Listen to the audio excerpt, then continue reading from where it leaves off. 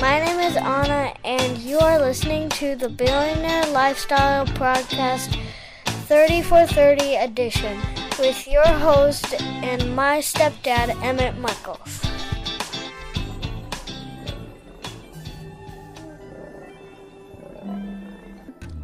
Hey everybody, this is Emmett with the Billionaire Lifestyle 30 podcast in 30 days. Welcome to the day. How are you? What's going on? I want to give out thanks to all my peeps who are listening. You know, I called out the United States, the West Coast over in San Francisco and California, San Jose, my people over in Malaysia, people down in Houston, Texas, Detroit. I'm always repping Detroit. Thank you so much. Hey, by the way, you can follow me on Twitter. That's capital E Muckles. No, capital E. The rest is small. E Muckles. That's Emuckles on Twitter.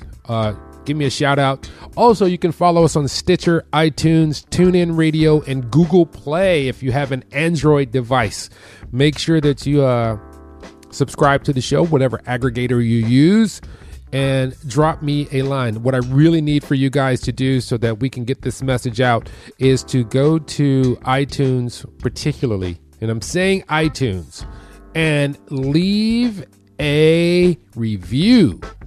Subscribe to the show. There's two things. You can stop the podcast right now. Just stop it. Go to iTunes. Open it up. Oh, wait. Okay, it's open now. Search for the Billionaire Lifestyle if you don't have it already subscribed to. You'll see it because it has that big blue logo with Billionaire Lifestyle. Hit subscribe and then go down and leave me a review. Let me know how I'm doing and if there are any topics or items that you would like me to cover in the future. Today we're going to talk about something that we all experience consistently and randomly. Sometimes it's not random. Sometimes you know what is going to happen before a circumstance hits, and it is anger. You know, we all have some anger issues, particularly nowadays. You see people who are angry, and you're trying to figure out why in the heck they are angry. For instance, we've got people who are angry at the president. We got people who are angry at the people who are angry at the president. We have people who are just angry because of their religion, because of their race, because of their color, because of the shoes they wore, because they got more resources and they perceived resources than they. It's crazy. Anger is actually a good thing because if you bottle up anger, it manifests physically in your body. I know this. You know, your emotions are indicators to your health. Physically, emotions can manifest if they're buried deep inside, and they can come out as stiffness and tension, or you can just have these maladies. You know, I've had some things that, you know, I've had these aches and pains and blood pressure goes up, and I was just freaking angry. So it's good to acknowledge that you're angry. It's good to be angry. One way that you can work that out, and I found this out by accident, is exercising. When you are pissed at someone, first of all, recognize that you are pissed, which means anger. When you recognize that you are angry, that is the time. I mean, and you must do this immediately. When you recognize that you're angry at something, particularly if it's at a person, it is advised that you stop at that moment. Just literally stop it. No matter how seethingly upset you are, how seethingly angry you are, it is really important for you to stop and say to yourself, you know, I'm really angry right now.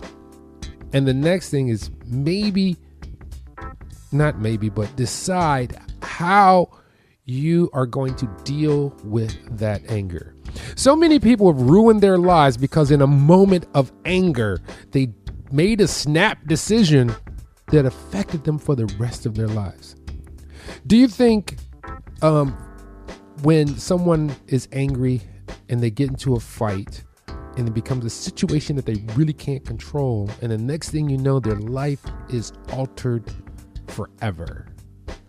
Or one of the most common things that happens is when you are angry, particularly with someone, you will make a rash decision in the fact that you say something that you can't take back. Now, let me explain what I mean by that. As soon as the formulated air moves from your body and is in the world, it is no longer yours by itself. Whoever is in earshot, whoever it's directed to, is the brunt of that, and that energy is absorbed. This is why it's so very, very important for you, for me, for us, when we are angry, to accept the fact that we have the right, we have the human right, because we have free will and this intelligence that we were given to be angry. But it is our responsibility to be responsible for that anger. I am like that, I kind of get angry at things, and I'm not going to lie, I'm human. I get really pissed at some things, or some things that are outside that I perceived as not correct. And I've learned to not just internalize it, but to pick it apart, see what the best solution is to remedy that situation. And often it takes a little time, because there's two different things, and people get this confused often. They get emergency and anger confused, because you don't have to react. If a lion is coming at you and you're pissed that the lion is out, I'm still going to run. I'm not going to be like, I'm going to kill this lion. No, chill out, chillax. You have to, that's something that's totally different, which is you're responding to a threat versus someone makes you angry. Let's say comedians do this all the time. A comedian says something, but someone in the audience gets pissed at them, just gets highly volatile, angry. What is the wrong and right thing to do?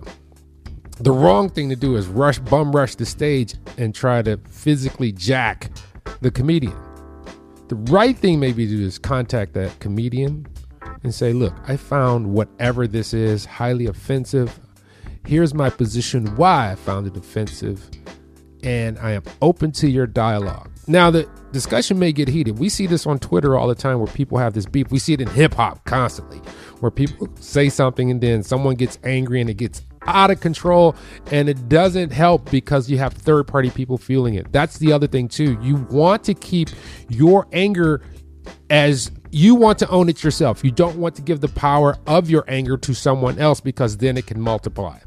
We've seen that so many times. That's why wars start. Two countries or two factions are getting into a beef, and then someone else jumps in and is like, I'm gonna take this person's side, and then the beef spreads. You don't want to do that. That happens in your life too. You get mad at somebody, you tell a friend, and they're mad with you. What kind of jankiness is that?